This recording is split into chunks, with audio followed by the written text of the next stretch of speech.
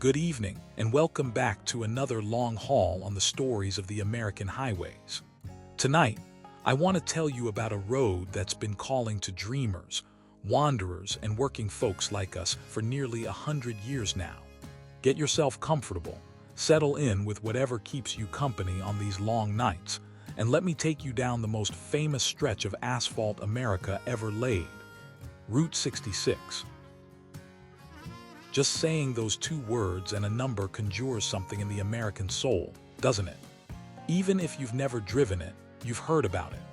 Maybe in a song your grandfather used to hum, or in a black and white movie on a rainy Sunday afternoon, or in the stories swapped at truck stops from Tulsa to Tucumcari. It's more than a highway, more than a route from point A to point B. Route 66 is memory itself, paved and painted with the hopes of generations who believed that somewhere down that ribbon of road, a better life was waiting. I've run plenty of interstates in my years behind the wheel. I-40, I-44, I-55, all those smooth, efficient corridors that get the job done. But there's something those modern highways can't give you, something they traded for speed and efficiency. They can't give you the feeling of America passing by your window at a pace slow enough to remember. They can't give you the mom and pop diners where the coffee tastes like it was made by someone who cares. They can't give you the neon signs flickering to life at dusk, welcoming travelers like old friends. Route 66 gave us all that and more. From Chicago's windswept lakefront to Santa Monica's sun-bleached pier, this road carried the weight of American dreams for 60 years. It watched farmers become refugees, soldiers become heroes, and a nation become mobile. It transformed itself from a dusty pathway through nowhere into the main street of America. And then, when the world decided it needed something faster, it faded into legend. But legends don't die. They just wait for someone to remember them. Tonight, we're going to remember. We're going to travel those 2,400 miles together, not in one straight shot, but the way the road deserves, with time to notice the stories carved into every mile marker, every abandoned gas station, every faded billboard advertising a motel that might still be standing or might be dust. We'll talk about the people who built it, the people who saved it, and the people who still search for it, looking for something they can't quite name but know they'll recognize when they find it. So check your mirrors, friend. We've got a long way to go, and every mile has a story. Before Route 66 was Route 66, before it had a number or a name, it was just the American West, vast and largely unreachable to anyone who didn't have the stamina for a wagon train or the money for a train ticket. The early 1900s brought the automobile, and with it came a problem that sounds almost quaint now. Nobody knew how to get anywhere. Roads were local affairs, maintained by counties when they were maintained at all. A journey of more than a few dozen miles could mean mud, ruts, dead ends, and turning back. Enterprising businessmen and civic boosters created what they called auto trails, privately marked routes with colorful names like the National Old Trails Road and the Ozark Trail. These weren't official highways. They were just suggestions, paths that enough people had driven that someone thought to paint a symbol on telegraph poles or nail up a sign. If you were heading west from St. Louis to Los Angeles in 1920, you'd follow whatever trail markers you could find, pray for good weather, and hope your Model T didn't shake itself apart on the washboard roads. Enter Cyrus Stevens Avery of Tulsa, Oklahoma. Avery was a businessman, a realist, and most importantly, a dreamer who understood that dreams need infrastructure. By the mid-1920s, he was pushing hard for a comprehensive system of federal highways. He wasn't alone in this. Plenty of states wanted better roads, but Avery had a specific vision. He wanted a diagonal route that would connect Chicago to Los Angeles, passing through the heartland, through places like Oklahoma and Texas that were rich in resources, but poor in connections to major markets. In 1925, when the American Association of State Highway Officials sat down to create the U.S. highway system, Avery was there, and he was determined. The initial plan designated the Chicago to Los Angeles route as U.S. Highway 60, but Kentucky raised objections. They wanted their own east-west route to carry that number. Arguments flew back and forth through February of 1926, with states fighting over numbers like they were pieces of prime real estate. Avery and John Page, a highway engineer, looked at the unassigned numbers and settled on 66. It had a nice ring to it, memorable, easy to say. Double digits, double sixes. On November 11, 1926, U.S. Highway 66 was officially designated, stretching from Chicago, Illinois, through Missouri, Kansas, Oklahoma, Texas, New Mexico, and Arizona, before ending in Los Angeles, California. The total planned distance was 2,448 miles, though the actual route, once built, would run a bit shorter.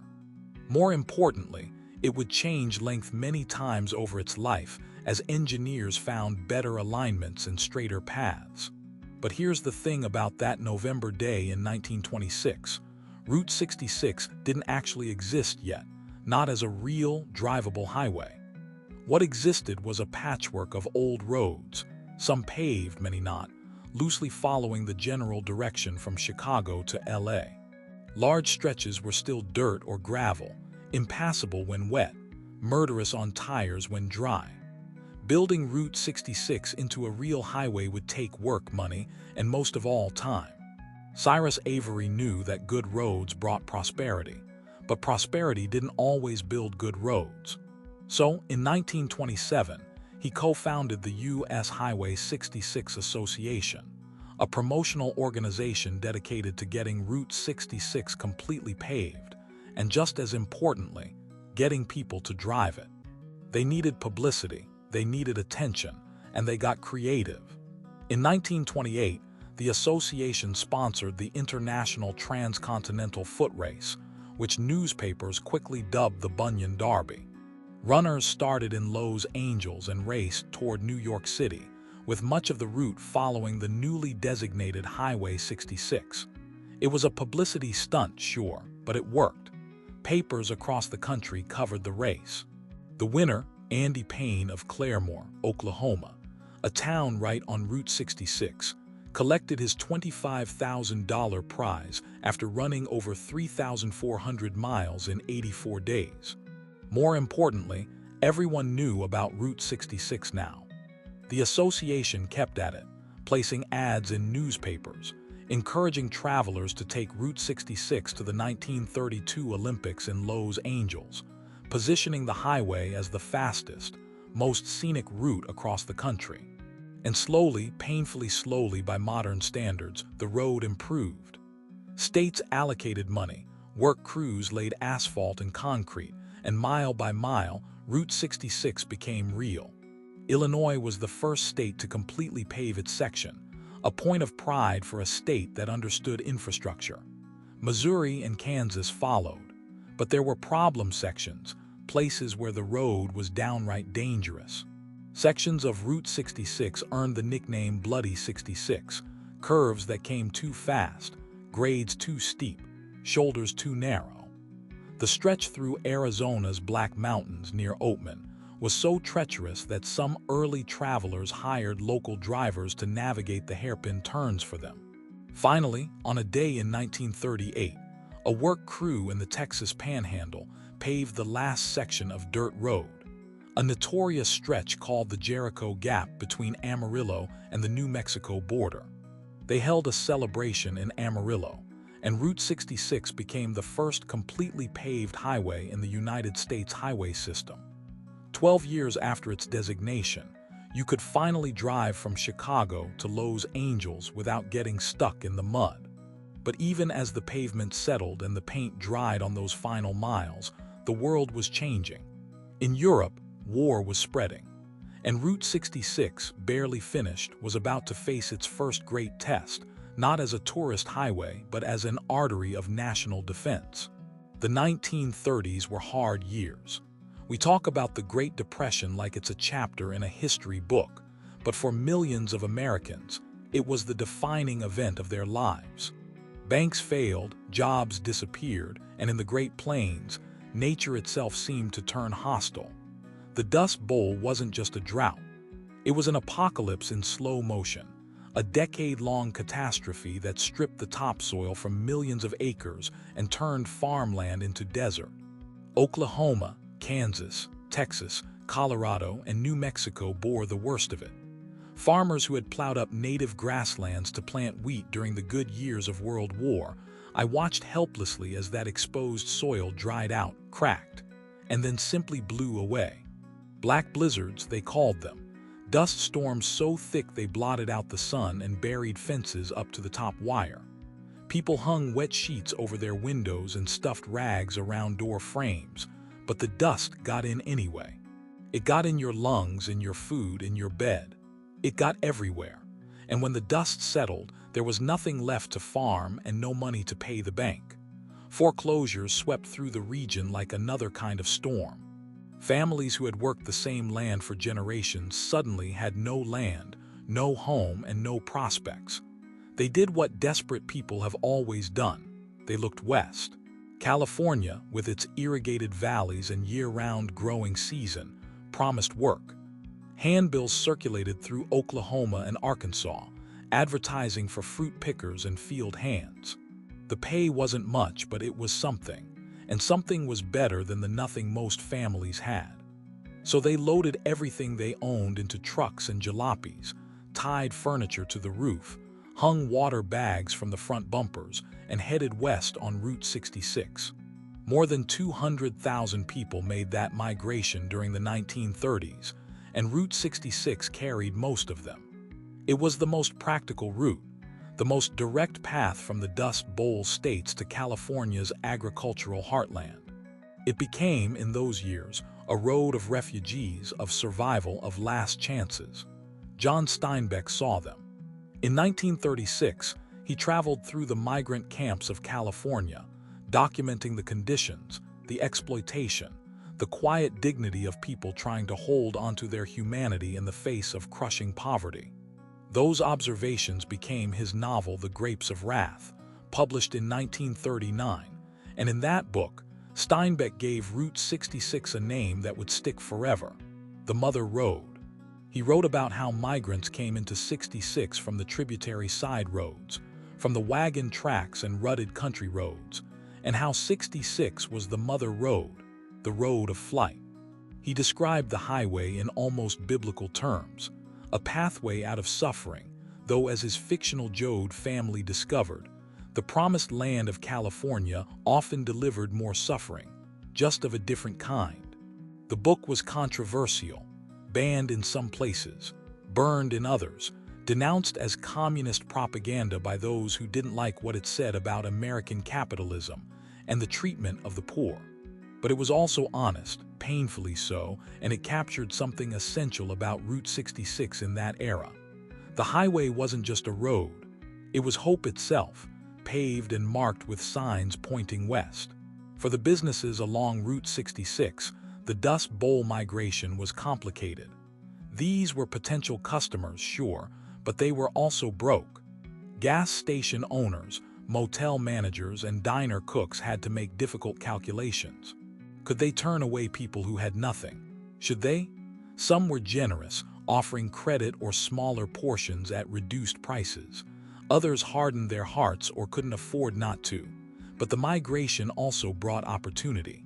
Even the poorest travelers needed food, gasoline, and a place to sleep, even if that place was just a patch of ground to pitch a tent.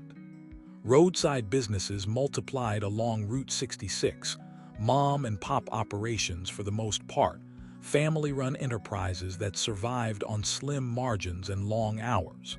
Tourist courts, they called them in those days, clusters of small cabins where a family could sleep for $1 or $2 a night. Gas stations that offered not just fuel but water, air for tires, and maybe directions to the next town.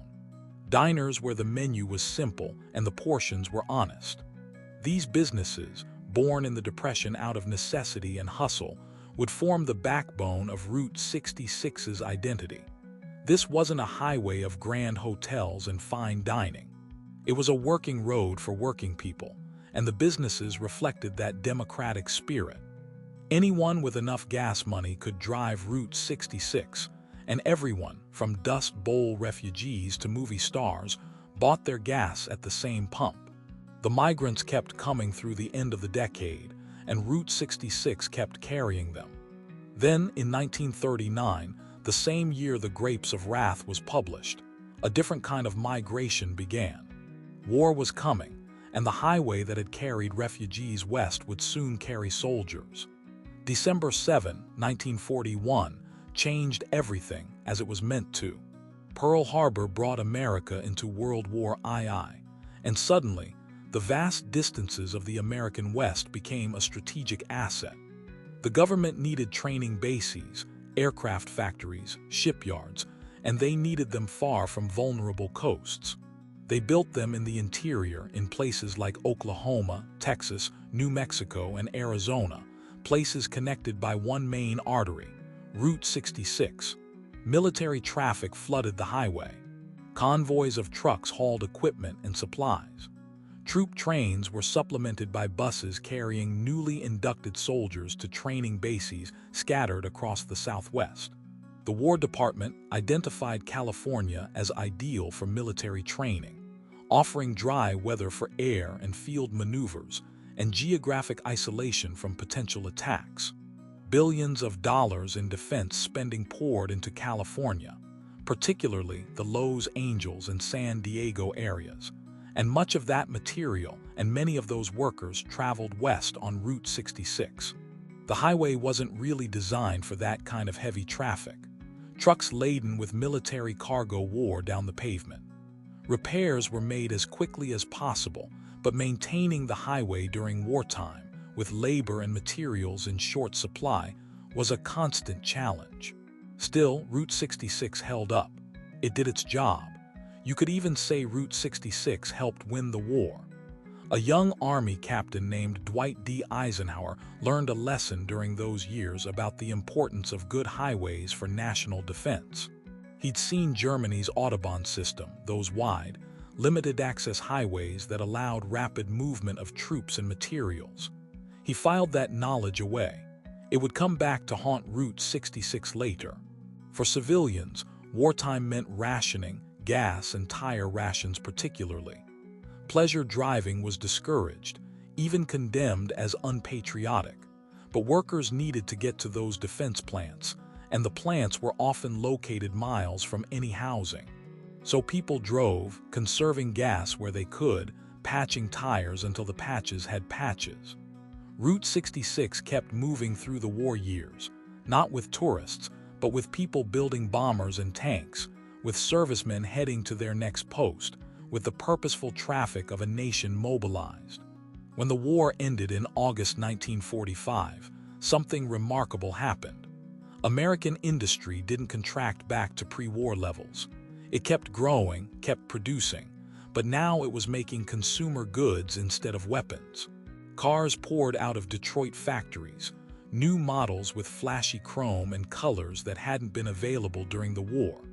Americans had saved money during the war, unable to spend on much besides necessities, and now they were ready to buy. They bought cars, and they wanted places to drive them. The post-war years saw the birth of modern American tourism. Families who had never traveled beyond their home state suddenly had the means and the desire to see the country. Veterans, many of whom had seen the world in the worst possible circumstances, wanted to show their families what America looked like in peacetime. Route 66, conveniently connecting Chicago and Los Angeles, two of the nation's largest cities, was perfectly positioned to benefit from this boom. The highway in the late 1940s and early 1950s was a changed place from the Depression-era road of flight. Tourist courts upgraded themselves, adding swimming pools and air conditioning, transforming into motor courts and then motels, a term that was still fresh and modern. Diners cleaned up their acts, added neon signs, started serving more than just the basics. Gas stations modernized, offering full service with attendants who washed your windshield and checked your oil without being asked. Roadside attractions sprouted like wildflowers after rain. Trading posts, reptile farms, Indian villages, both authentic and decidedly not, caverns lit with colored lights, rock formations with interpretive signs, anything that might convince a family in a '48 Plymouth to pull over and spend a few dollars. Some of these attractions were sincere attempts to showcase natural wonders or local history. Others were pure kitsch, gloriously shameless money-making schemes. Most fell somewhere in between, and travelers loved them all. Route 66 had found its golden age, and it glittered with promise and neon. In 1946, a songwriter and jazz pianist named Bobby Troup was driving west from Pennsylvania to Los Angeles with his wife, Cynthia. They were chasing the dream that brought so many people to California: fame, fortune, a shot at making it in the entertainment industry. Somewhere along the way, probably at a Howard Johnson's restaurant in the Midwest, they spread out a road map and started planning their route. Cynthia looked at the map and suggested Bobby write a song about Highway 40. Bobby, studying the routes, pointed out that they'd be picking up Highway 66 near Chicago and taking it all the way to Los Angeles. Cynthia thought for a moment, then said, "Get your kicks on Route 66. Bobby knew immediately he'd found something. He started working on the lyrics in the car, listing the places they'd pass through, looking for words that rhymed and rhythms that caught the ear. By the time they reached Los Angeles, he had most of a song. He managed to get an audition with Nat King Cole, a respected jazz pianist and increasingly popular singer. The story goes that Bobby was so nervous during the audition that he fell off the piano bench. But Cole heard something in that simple, catchy tune about getting your kicks on Route 66, and he recorded it. The record hit number 3 on the R&B charts and spent 8 weeks on the pop charts. More importantly, it lodged itself in the American consciousness. The song wasn't deep or complicated. It was just a list of cities and states along Route 66, set to a rhythm that made you want to move, to go somewhere, to get out on that highway and see what was out there. Nat King Cole's smooth voice made it sound like the easiest, most natural thing in the world to just head west on Route 66. Other artists covered the song over the years. Chuck Berry gave it a rock and roll treatment in 1961. The Rolling Stones recorded their version in 1964. Depeche Mode, the Manhattan Transfer, dozens of artists from every genre put their spin on it. But it always came back to that central idea. Route 66 wasn't just a way to get somewhere. It was an experience, an adventure, a chance to get your kicks. The song did more for Route 66 than any advertising campaign could have. It made the highway romantic, exciting, the road every restless kid wanted to travel, and every adult remembered with nostalgia. And in the late 1950s and early 1960s, Route 66's fame was about to get even bigger. In 1960, CBS premiered a new television series called Route 66. The show followed 2 young men, Todd Stiles and Buzz Murdoch, driving across America in a Chevrolet Corvette convertible, working odd jobs, helping people in need, and having adventures in a different town each week. The show was filmed on location, giving viewers an intimate look at the American landscape and the communities along the highway. The series ran for 4 seasons, airing 116 episodes before ending in 1964. The theme music, composed by Nelson Riddle, became as recognizable as the highway itself, a jazzy, energetic piece that captured the sense of movement and possibility. The show cemented Route 66 in popular culture as a symbol of freedom, youth, and the open road. By this point, the 1950s rolling into the 60s, Route 66 was carrying more traffic than it had ever been designed to handle. 4-lane sections were being built to replace the original 2-lane road. Towns were bypassed to keep traffic moving. The highway was constantly being improved, upgraded, realigned.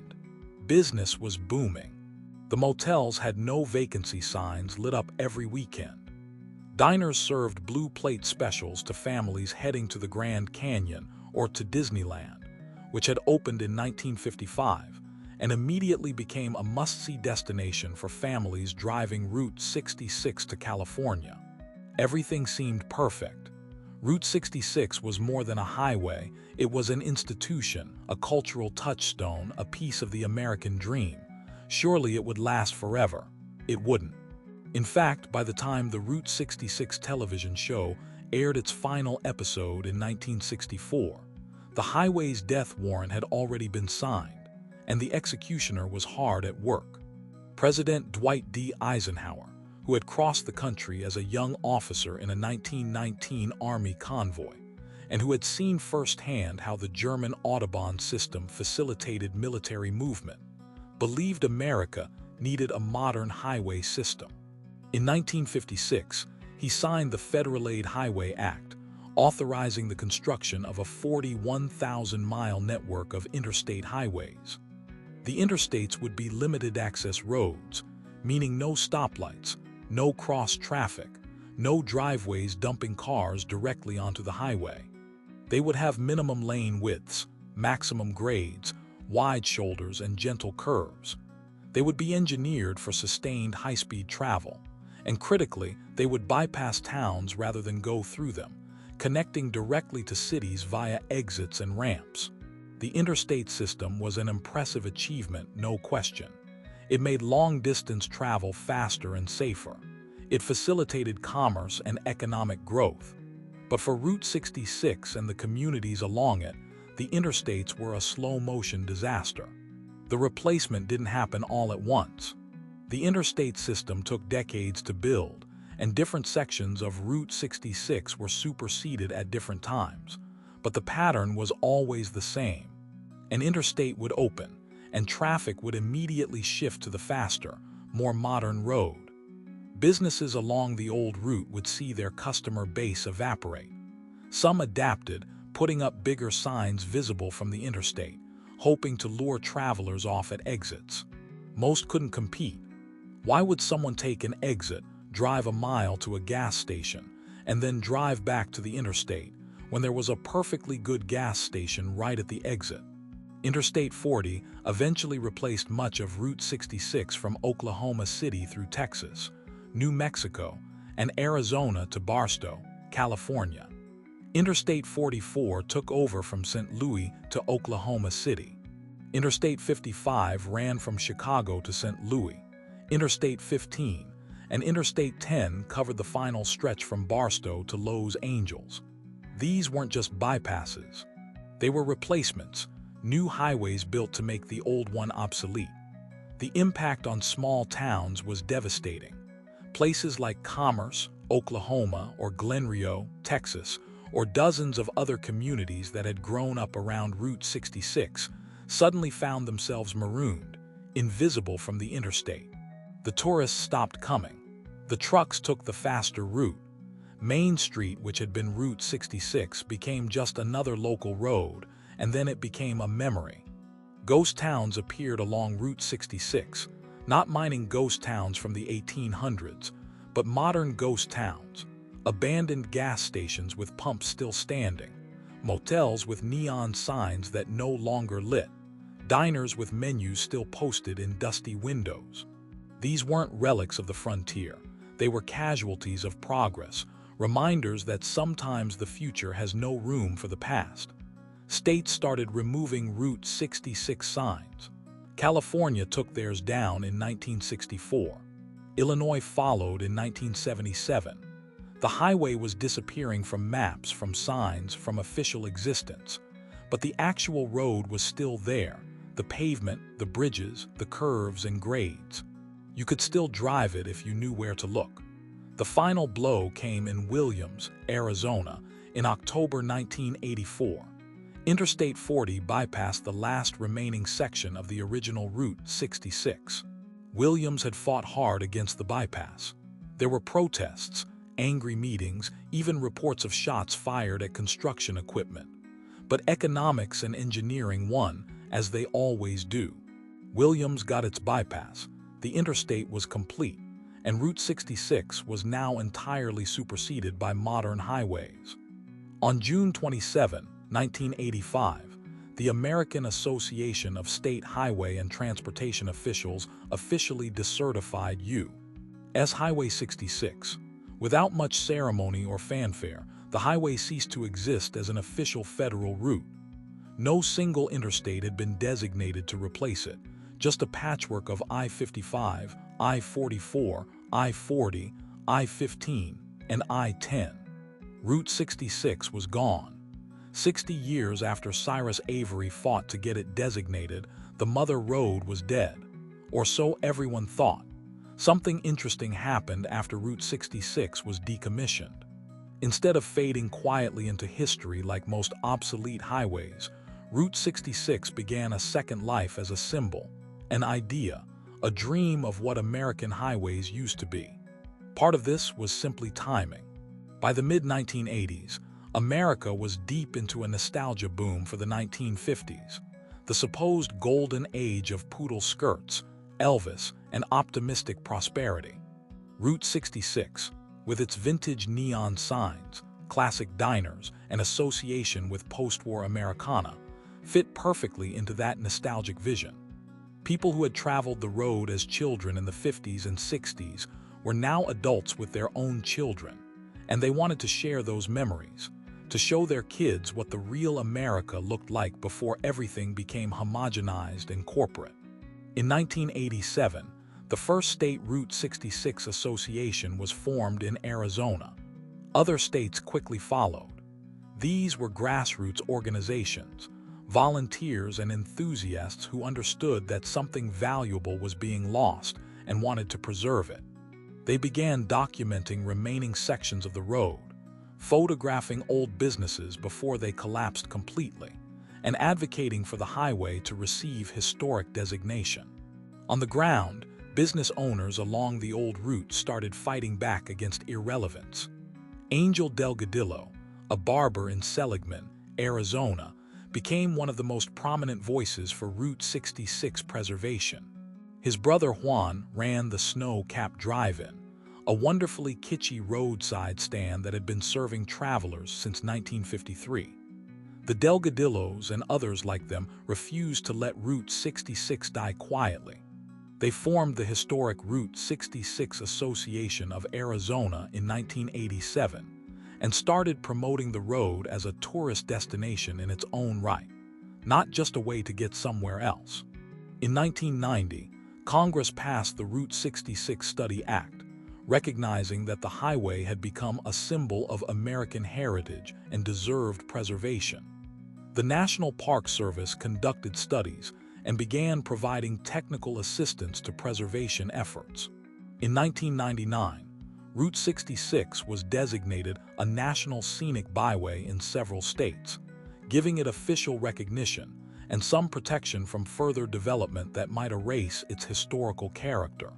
Towns along the route began restoring their sections of the old highway, repainting original Route 66 shields on the pavement where signs used to stand, preserving historic buildings, and marketing themselves to tourists as authentic Route 66 experiences.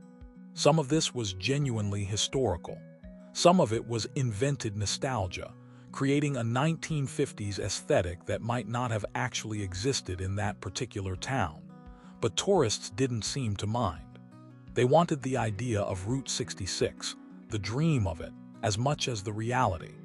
International tourists discovered Route 66, particularly Europeans and Japanese visitors who saw the highway as quintessentially American in a way that the interstates could never be. Tour companies began offering Route 66 packages, complete with classic car rentals, guidebooks pointing out every preserved diner and restored gas station, and itineraries designed to capture the Route 66 experience. The highway became, paradoxically, more famous after its death than it had been in its final years of life. The preservation movement wasn't without challenges. Historic buildings continued to collapse. Original business owners aged and died without successors interested in continuing their work. Development pressures in urban areas meant sections of the old road were being paved over or built on.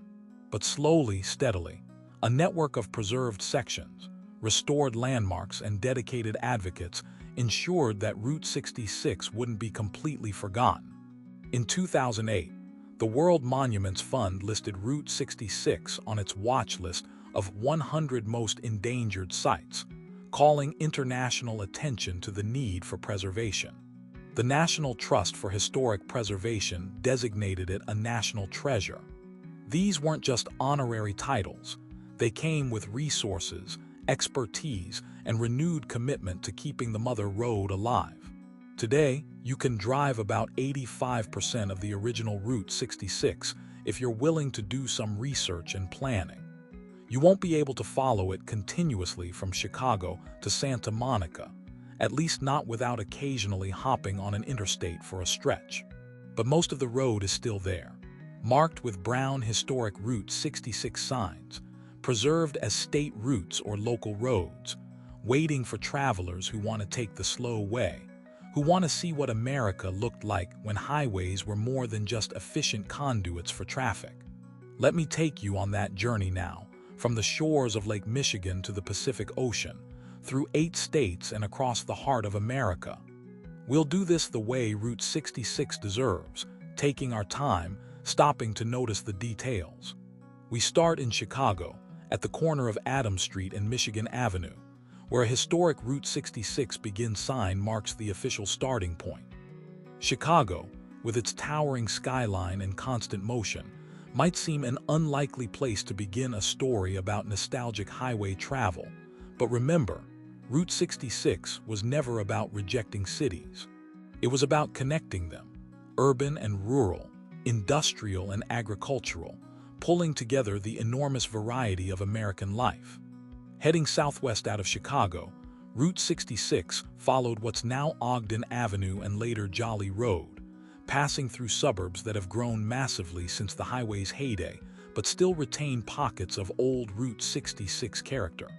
In Joliet, you can see the Joliet Area Historical Museum, which has exhibits about the highway's history.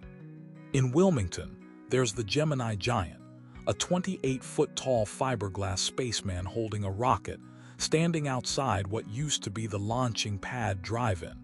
These muffler men, as they're called, giant fiberglass figures, were popular roadside attractions in the 50s and 60s, and the Gemini Giant is one of the best preserved examples. As you head further southwest, Chicago's suburbs give way to genuine small-town Illinois. Places like Braidwood, with its polka-dot drive-in still serving food since 1962, or Odell, where a restored 1932 Standard Oil gas station now serves as a visitor center, perfect in its Art Deco simplicity. In Pontiac, you'll find the Route 66 Hall of Fame and Museum, packed with memorabilia, photographs, and stories from the highway's golden age. Springfield, the state capital, is where Route 66's numerical designation was officially decided back in 1926. The road runs through downtown Springfield, and you can still trace its path along several streets. This is also where you'll find the Cozy Dog Drive-In, which claims to have invented the corn dog in 1946, a claim that might be disputed but makes for a good story and decent food. Southern Illinois is beautiful country, rolling hills and farmland, the kind of landscape that looks best from the window of a car moving slow enough to actually see it. The route crosses the Mississippi River on the chain of Rocks Bridge, a historic bridge with an unusual 22-degree bend in the middle, now preserved for pedestrian and bicycle traffic. Entering Missouri, you're in St. Louis territory, a city that's always been a crossroads, a gateway, as its famous arch declares. The Gateway Arch, completed in 1965, wasn't built specifically for Route 66, but it perfectly captures the highway's westward-pointing spirit. From St. Louis, the route heads southwest into the Ozarks. Missouri is where Route 66 really starts to feel like the mother road of legend. The landscapes gets hillier, more scenic. Small towns pop up every dozen miles, many of them fighting to preserve their Route 66 heritage. Cuba, Missouri, calls itself the Route 66 Mural City, with more than a dozen large murals depicting highway history painted on downtown buildings. The Munger Moss Motel in Lebanon, Missouri, operated from 1946 until recently, maintaining its vintage character and neon sign through all those years. Even though it's currently closed, the sign remains, a beacon for Route 66 enthusiasts. In Carthage, you can catch a movie at the 66 Drive-In, operating since 1949, one of the few drive-in theaters left along the route. Missouri's section takes you through the heart of the Ozarks, past caverns and springs, through towns that time hasn't entirely forgotten but has definitely slowed down. The pace here suits Route 66. This isn't interstate speed. This is roll down the windows, breathe the air, maybe stop for pie speed. Kansas has the shortest section of Route 66, just 13 miles cutting across the southeastern corner of the state. It's easy to miss, easier to overlook, but those 13 miles matter. The towns here, Galena, Riverton, and Baxter Springs, are gems of Route 66 preservation. Galena has restored several historic buildings, including a 1950s filling station that served as inspiration for the character of Tow Mater in the Pixar movie Cars. The whole downtown has a time capsule quality, less touristy than some Route 66 towns, more lived in and real. Oklahoma is where Route 66 truly comes into its own.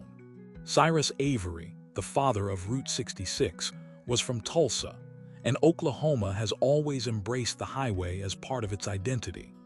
The route runs diagonally across the entire state, more than 400 miles from Kansas to Texas, passing through towns that wear their Route 66 heritage proudly. Tulsa has several Route 66 landmarks, including the Meadow Gold sign, a vintage neon advertisement for a dairy, and the Blue Dome, a 1924 gas station with a distinctive blue roof. But it's the smaller towns between Tulsa and Oklahoma City that really capture Route 66's spirit.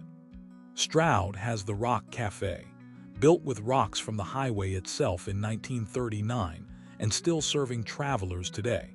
The cafe's owner, Don Welch, inspired the character of Sally in Cars. Catoosa, just east of Tulsa, is home to the Blue Whale, a roadside attraction built in 1972 as an anniversary gift. It's exactly what it sounds like. A huge blue whale sculpture sitting beside a pond, slightly faded, endearingly weird, the kind of thing that makes you pull over just to take a picture. Between Tulsa and Oklahoma City, Route 66 runs through Red Fork, Sapulpa, Bristow, and a dozen other towns that struggled when the highway was bypassed, but are finding new life as Route 66 tourism grows. In Oklahoma City itself, you can visit the Oklahoma Route 66 Museum, which does an excellent job of explaining the highway's history and its impact on the state. Western Oklahoma is where the landscape starts to change, where the green of the eastern forests begins giving way to the drier, more open country of the plains. Towns get smaller, distances between them longer. This is where you start to understand what the Dust Bowl migrants saw when they looked out their windows. Mile after mile of flat or gently rolling land, some of it still farming country, some of it given over to oil wells. Texas's section of Route 66 runs through the Panhandle, and it's a study in extremes. Flat land stretching to the horizon, big sky, not much in between. The old highway, the original alignment, often ran parallel to the railroad tracks through tiny towns that owed their existence to both. McLean, Shamrock, Groom, and Amarillo are the main stops. Shamrock is famous for the U-Drop-In, an Art Deco gas station and cafe built in 1936, with tower and zigzag details that make it one of the most photographed buildings on Route 66. It's been restored and now serves as a visitor center and museum. Amarillo is the big city on this stretch, and just west of town is Cadillac Ranch, an art installation created in 1974 by a group called the Ant Farm. 10 Cadillacs are buried nose down in a field, covered in layers of graffiti. Visitors are encouraged to bring spray paint and add their own art. It's colorful, chaotic, constantly changing, and thoroughly Route 66 in spirit. The Midpoint Cafe in Adrian, Texas, marks the geographic midpoint of Route 66, 1,139 miles from either end. It's a small cafe in a small town, serving good food and celebrating its unique position on the Mother Road. New Mexico is where Route 66 enters the true Southwest, where the landscape transforms into something more dramatic. Mesas, painted deserts, Pueblo architecture, and big, impossibly blue skies. The route entered New Mexico near Glen Rio, a ghost town that straddles the Texas-New Mexico border, abandoned when Interstate 40 bypassed it. Tucumcari has embraced Route 66 like few other towns. Its nickname is Gateway to the West, and it understood early on that nostalgia could be an industry. The Blue Swallow Motel, with its vintage neon sign and carefully preserved 1940s aesthetic, has become one of the most iconic lodgings on Route 66. The town's main street is lined with restored neon signs, murals, and vintage buildings. Santa Rosa has the Route 66 Auto Museum, packed with classic cars and Route 66 memorabilia. Albuquerque, the largest city on Route 66 in New Mexico, has the route running right through downtown along Central Avenue. The city has placed neon arches over Central Avenue marking the highway, and the street is lined with vintage motels, diners, and other businesses, some restored, some still hanging on. West of Albuquerque, Route 66 climbs through mountains and descends into more desert, passing through places like Grants, Gallup, and dozens of small New Mexican towns where Hispanic, Anglo, and Native American cultures blend. Arizona is the last full state on Route 66, and it's spectacular. The route enters Arizona at the Painted Desert, a landscape of multicolored badlands that look like something from another planet. Petrified Forest National Park sits right along the old highway. Winslow has its famous corner, where a statue of a man stands beside a wall mural referencing the Eagles' song "Take It Easy," which name-checks Winslow in its lyrics. Flagstaff sits at 7,000 feet elevation, surrounded by ponderosa pine forests, and within sight of the San Francisco Peaks. It's always been a major stop on Route 66, a place to rest and resupply before heading either into the desert or over the mountains. The downtown retains a lot of Route 66 character, with historic hotels and diners still operating. West of Flagstaff, Route 66 splits into two historic alignments. One goes through Williams, the last town to be bypassed by Interstate 40.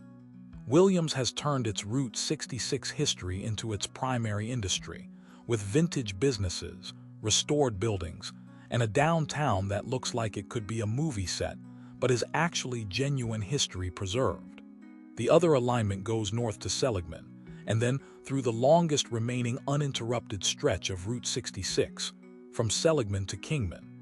This section, passing through dry, open country with mountains in the distance, gives you the feeling of what it must have been like to drive Route 66 in its heyday, mile after mile of two-lane blacktop with nothing but scenery and time. Seligman is where Angel Delgadillo started the Route 66 preservation movement. His brother Juan's snow-capped drive-in is still there, still serving burgers and sass, still covered in vintage signs and deliberately confusing humor. Beyond Seligman, the road winds through the hills to Kingman, Arizona's Route 66 museum location, then on to Oatman, an old mining town in the Black Mountains where wild burros wander the streets, and the road through town includes those hairpin curves that terrified early travelers. California's section begins in the Mojave Desert, hot and dry and empty. The tiny settlement of Amboy, with its famous Roy's Motel and Cafe sign, sits in the middle of nowhere, preserved mostly by the dedication of people who understand that history isn't just in museums. It's in roadside cafes and neon signs in the desert. From the Mojave, Route 66 heads toward Barstow, then over Cajon pass into the Los Angeles Basin. The route through Greater Los Angeles follows various streets, Foothill Boulevard being the most famous section, passing through suburbs that have grown up around the old highway. And finally, the route reaches Santa Monica, ending at the pier where an official end of the trail sign marks the conclusion of the journey. Standing at Santa Monica Pier, with the Pacific Ocean behind you and 2,400 miles of America behind that, you understand why Route 66 matters. It connected a continent. It carried the dreams and the desperation of millions. It changed America and was changed by it. And even though it no longer exists as an official highway, even though you can get from Chicago to Los Angeles faster on the interstates, Route 66 endures because it represents something that efficiency can never quite replace. The journey itself, the experience of moving through the country at a pace that allows you to see it, to stop when something catches your eye, to talk to people in small-town diners, to remember that America is more than just the places you're trying to get to. I've been driving trucks for long enough to have seen the American highway system change. I've seen truck stops become travel centers, mom and pop diners become chain restaurants, independent motels get swallowed by corporate brands or go out of business entirely. I understand why it happened. Progress, efficiency, economy of scale, all the reasons that make sense on a spreadsheet. But something is lost when every exit looks the same, when you can drive from one coast to the other and never see anything unique, never encounter anything that surprises you. The interstates are excellent at moving people and goods quickly. They're terrible at creating memories. Route 66, even in its diminished, preserved, partially restored state, reminds us what we traded for that efficiency. It reminds us that travel used to be an experience, not just a transition between departure and arrival. It reminds us that small towns had character, that local businesses reflected the people who ran them, that America was diverse not just in its people but in its landscapes, its architecture, its food, its stories. The preservation movement isn't just about nostalgia, though nostalgia certainly plays a part. It's about maintaining a connection to a time when the journey mattered as much as the destination, when highways were built to enhance the landscape rather than ignore it, when travelers were encouraged to stop and stay a while rather than pushed to keep moving. There's a lesson in Route 66 for anyone willing to learn it. It's a lesson about impermanence, about how even something as solid and permanent seeming as a federal highway can be declared obsolete and abandoned. But it's also a lesson about resilience, about how people who care enough can preserve what matters, can push back against the tide of forget and move on that characterizes so much of modern life. Route 66 survives because people love it, not in an abstract way, but in a concrete, hands-on, paint the signs ourselves if we have to way. Angel Delgadillo and his barber shop in Seligman, the families who have kept diners open for generations, the volunteers who staff visitor centers in restored gas stations, the historians who document every alignment change and business location, the tourists who drive the route, spending money in small-town businesses, keeping the economic engine running at however reduced a level. This is grassroots preservation in the truest sense. Yes, there's government support now, historic designations and tourism grants, but the movement started with individuals who simply refused to let something they loved disappear. And here's the thing. Route 66 offers us something we desperately need in our fast-paced, always connected modern world. It offers permission to slow down, to take the scenic route, to put down the phone and look out the window, to stop when you feel like stopping rather than when the GPS tells you there's a rest area in 47 miles. Young people are discovering Route 66, too. New generations who didn't grow up with the highway but who respond to what it represents. They're posting pictures of neon signs on social media, writing blog posts about their road trips, making documentaries about preservation efforts. Route 66 is finding its audience again, And that audience is learning the same lessons travelers learned in the 1950s. America is beautiful, diverse, and best experienced at a human pace. The sun's getting lower now, painting the sky in colors that would look fake if you photographed them. But they're real as this road we're on, as real as the stories we've been telling. Route 66 isn't just history.